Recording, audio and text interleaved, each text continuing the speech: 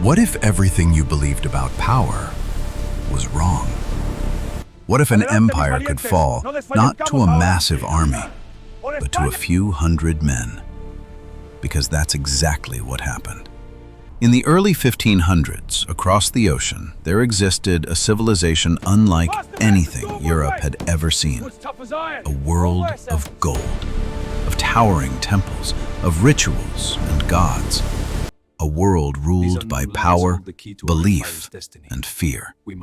This was the domain of the Imperio Azteca, and at its center stood a ruler, Montezuma II, a man who commanded millions, a man who ruled with absolute authority, a man who believed his empire would last forever. But far away, another man was rising. Not a king, not a noble, but someone driven by something far more dangerous. Ambition. Hernán Cortés was not born into greatness. He was born into possibility, into a world where the old rules were breaking, where new lands meant new power, where men could rewrite their destiny. And Cortés wanted more. More than status, more than wealth. He wanted to matter. And when news spread of lands across the ocean, rich beyond imagination, he didn't hesitate. He prepared. He gathered men, ships, weapons. But what he didn't have was permission. Because this expedition was not fully authorized. It was risky, uncertain, potentially illegal. But Cortés understood something most didn't. Fortune doesn't wait. It is taken. And so, he sailed, not knowing that what he was about to face would change history forever. When Cortés arrived, nothing looked like he expected. This was not an empty land. It was alive, complex, organized, powerful. He encountered civilizations that were advanced in ways Europe did not understand. Cities, systems, structures, and most importantly, people. Thousands of them, watching, observing, judging. And Cortés realized something immediately. This would not be a simple conquest. But he also noticed something else. Division. Not everyone under the Aztec rule was loyal. Some were oppressed. Some were afraid. Some were waiting for an opportunity. And Cortés saw it.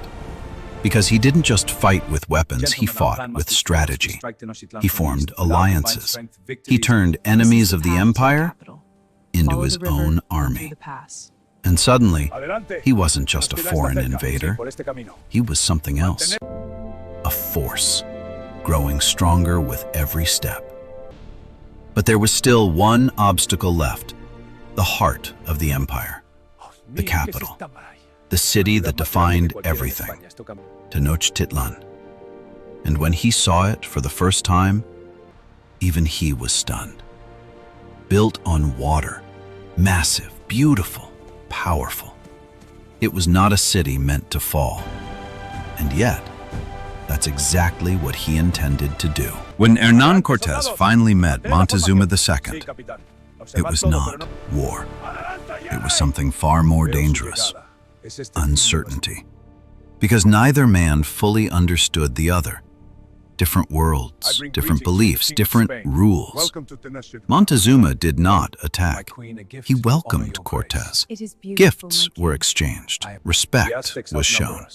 But beneath it all, there was tension.